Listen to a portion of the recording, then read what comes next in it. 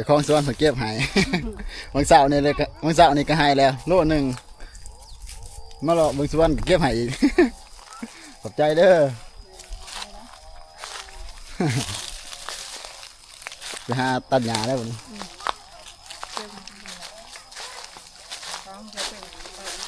โอ้ยใหญ่อีกเฮิง2-3 ปีพุ่นแหละกำลังใหญ่อยู่สวนก็ได้หาก็เป็นด่างกก พอได้กินขอบใจให้กัน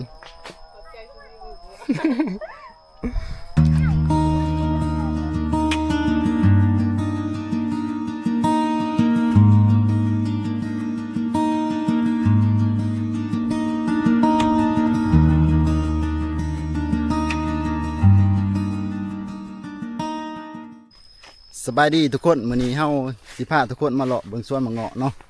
ตอนนี้มะเงาะกำลังสุกเลยก็เป็นหมากโรคแห้งทุกคนเบิ่งทุกคนด่านล่างเนาะมะเงาะสุกแดงหุงเลยด่านเถิงด่านล่าง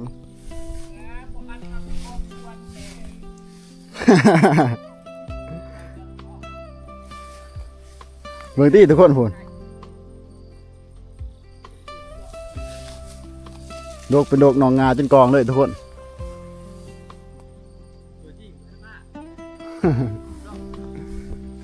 ออกมาสวนเนาะก็เลยว่ามาแวดินสวนมะเงาะมาเลาะเบิ่งมะเงาะของคนในบ้านนี่เนาะแต่ว่าเจ้าของสวนเพิ่นบ่อยู่เนาะพอจะกรรมกรมาตัดหญ้า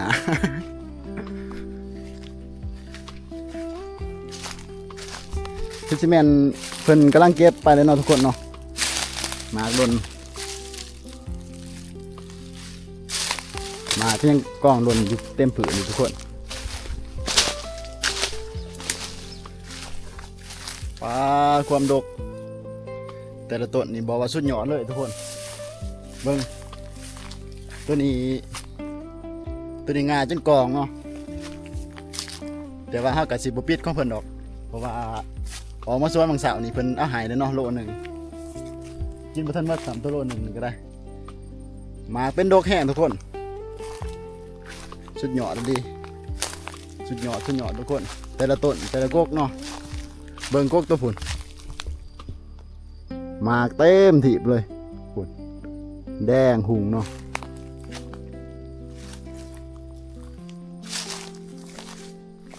แดงหุงเต็มถีบเลยทุกคน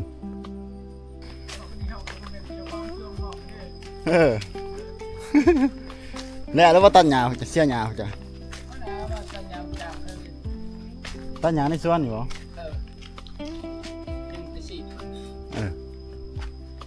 เจ้าของเราเขามาบ้านบ่ เขาเมื่อมยานะ หลังจากที่ขึ้นมาแต่เสียหญ้าเนาะแต่ว่าเดี๋ยวมีโอกาสมาเลาะเบิ่งสวนมะเงาะอยู่ทางกับสวนเฮาเนาะมาเป็นดอกแห้งทุกคนลายแห้งเนาะเบิ่งที่หุ่นทุกคนแต่ละต้นเนาะตอนนี้มันตอนเที่ยงแดดเที่ยงฝ่าแต่ว่ามันย่างตากแดดมาเบิ่ง มาเลาะเบิ่งโอ้สุดยอดเลยทุกคนความดกนี้บ่อยากสิว่าเลยเนาะน่าจะแม่นเงาะสายพันธุ์โรงเรียนทุกคนที่ทุกคนเห็นนี่เนาะปลาที่โตสุกแดงหุงเลยทุกคนความดกเนาะแต่ว่าเจ้าของสวนเพิ่นบ่อยู่เจ้าของสวนเพิ่นเอามาเงาะกับเมื่อบานเนาะ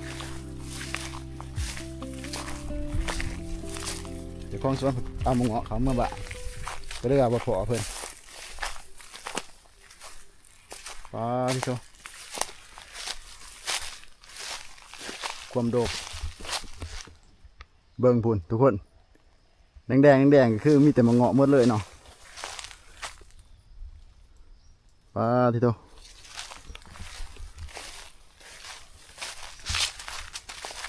มะเงาะสวนเพิ่นนี่เขาเคยเข้ามาตั้งแต่ยังน้อยๆเพิ่นแหละตั้งแต่ข้าวมะเงาะบ่ทันใหญ่แต่ว่าหลังจากที่มะเงาะเริ่มใหญ่ก็บ่ค่อยได้มีเวลาเข้ามาเนาะตั้งแต่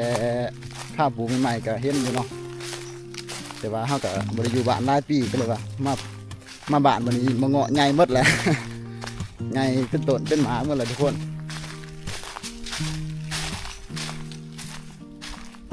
บรรยากาศในสวนกับสีโฮมประมาณนี้เลยทุกคนแต่ละต้นนี้บอว่าสุกลายแห้งเป็นดอกแห้งเนาะความว่าดก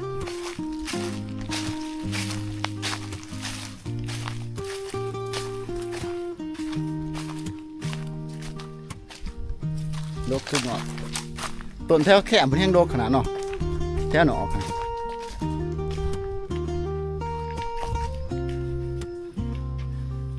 ต้นแถวหนอกแห้งดกกว่าแถวไหนไปจะกินข้าวเลยป่ะกำลังสิกินข้าวบรรยากาศในสวนมะเงาะเนาะเจ้าของสวนมาอยู่มีแต่เหลือแต่พนักงานเพิ่นเนาะตัดหญ้า พนักงานตัดหญ้า2 คนประจำในสวนเเออห็นแต่คนสวนเจ้าของตลาด เป็นแต่คนสวนเจ้าของมาอยู่เนาะ หลายปีแล้วได้บ่ได้เข้ามาเลาะเบิ่งแท่น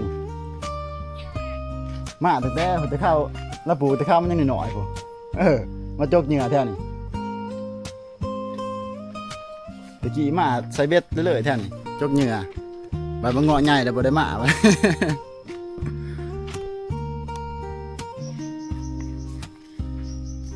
ยกขนาดทุกคนมาเงาะออร์แกนิกทุกคนขนาดเลยแต่ละต้นเป็นผัวสุกงามแห้งทุกคนส่วนมะเงาะนี่อยู่กับบ้านคอนถูดเนาะถ้าว่าไผไกลไปไกลมาแต่มาแวะมาอุดหนุนได้เนาะตัวนี้ย้ำว่าบ่แม่นสวนเฮาเองเนาะทุกคนเนาะเป็นสวนของคนอยู่ในบ้านนี่แหละแต่ว่ากระดกแห้งความดกโอ้สุดยอด จ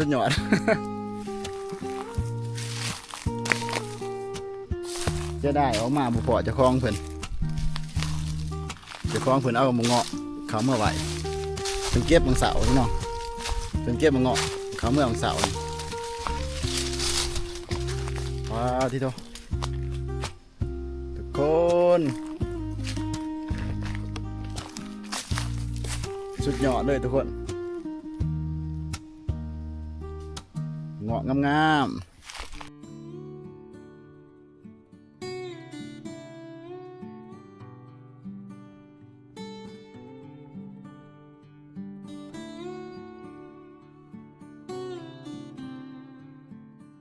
เบิ่งบรรยากาศข้างล่างเนาะทุกคนเนาะเงาะแดงหุ่งเขียวเลยเนาะเบิ่งพุ่นสุดยอดทุกคนสวนก็อยู่ไกลกันเนาะกับสวนเฮาแต่ว่าในสวนเฮานี่ต้นมันบ่ทันใหญ่ปานใดเนาะแต่ว่าสวนตัวนี้มีหลายปีแล้วนะและอยู่ประมาณ10ปลายปีสิเข้า20ปีนั่นแหละทุกคนประมาณนั้นแหละขึ้นมาแต่ตัดหญ้าก็เลยว่ามาแวะดินเนาะมาแวะดินสวนมะเงาะเพราะว่าสวนมะเงาะนี่ก็อยู่ข้างสวนของเฮาเองเนาะแต่ว่าเจ้าของสวนเพิ่นบ่อยู่เพิ่นเก็บมะเงาะเขาเมื่ออะไรก็เอามาขายอยู่หน้าหาดเนาะถ้าว่าใครอยากได้หรือว่าสนใจก็สามารถติดต่อมาทางเฮาได้เนาะเดี๋ยวเฮาสิถามเจ้าของเพิ่นให้อยากได้ขายส่งหรือว่าขายย่อย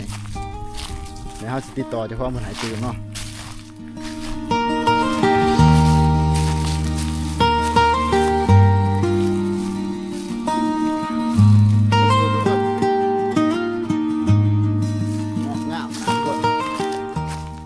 ในสวนเพิ่นก็นอกจากมีมะเงาะเพิ่นก็ยังปลูกมันเนาะทั้งข้างแต่ว่าเฮาสิพาทุกคนเลาะเบิ่งซื่อๆเนาะเฮาสิบ่ปิดของเราดอกเพราะว่ามื้อเช้านี้เราก็หายเลยเฮาก็กินข้าวอิ่มเนี่ยแล้วก็กินอิ่มเนาะก็เลยว่าบ่ปิดแล้วดอกถ้าว่าปิดแล้วก็บ่ขี้ที่ดอกเนาะเอาสำพว1 2พวแล้วก็บ่ขี้ที่ดอกแต่ว่าเฮาสิบ่ปิดของเรามาเบิ่งมาสบแบบมาเบิ่งซื่อๆเนาะมาเบิ่งเลยก็มาอันนี้ซื่อมาถ่ายคลิปให้ทุกคนได้เบิ่งเนาะปลาสุดยอด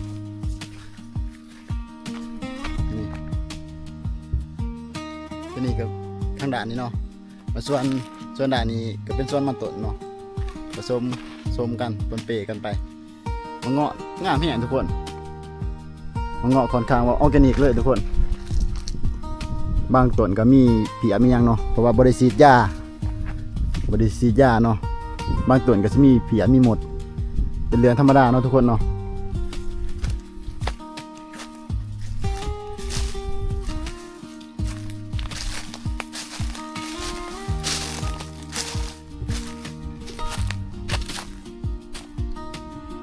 สูบแดงเต็มต้น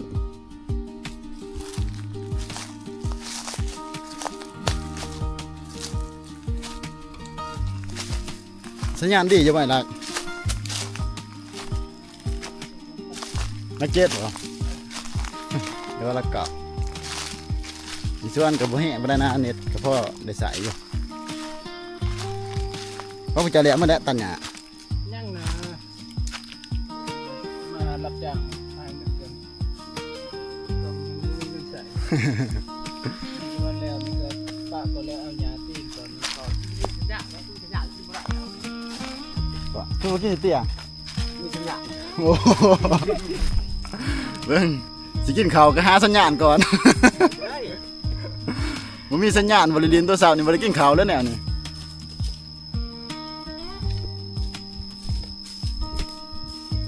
เป็นดอกนี้เนาะ มันดกลายมามันนอก มันดอกลายหนาวหน่อย บังโง่อันนี้ มาจุส่วนนะเช้าอยู่น้องฮีนหั่นบ่ทันได้ข้าวเบิ่งคือกันซั่นนะจักเป็นลายเป็นบ่ลายปานใดแต่ละปีเห็นไปเก็บซอยเราอยู่ดอกรายปีได้บ่ได้เก็บซอยเรา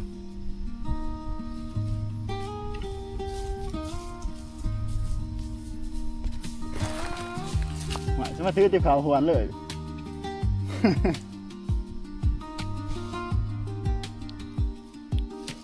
โอ้บรรยากาศจะน่าห่มเย็นดีทุกคน แบบบ่ต้องใส่แอร์เนาะแอร์ธรรมศาสตร์เนาะ ห่มเย็นดีผู้อู่นอนเวทมันก็ได้เรื่องแล้วแนวนี้ เออผู้อู่ใส่กับก้มเงาะนี่เนาะนอนเวทมันก็ได้เรื่องตีแนวนี้บรรยากาศโอ้คักหลายทุกคน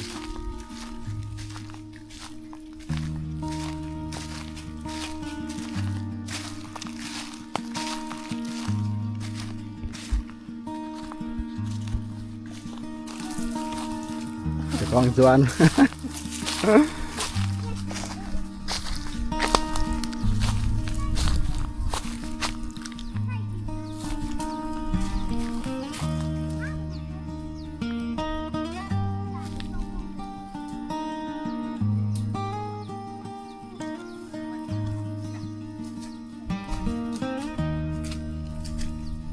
thank you พอแล้วเจ้าของสวนเขาเก็บให้ วันเสาร์นี่เลยก็วันเสาร์นี่ก็ให้แล้วโลหนึ่งมาหลอกบางส่วนก็เก็บให้อีก ขอบใจเด้อ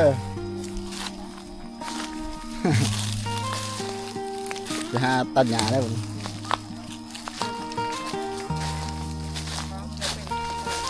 โอ้ยอย่างอีกเครื่อง2-3 ปีพุ่นแหละกำลังใหญ่อยู่ส่วนก็ได้หาก็เป็นด่างกกพอได้กินขอบใจให้กัน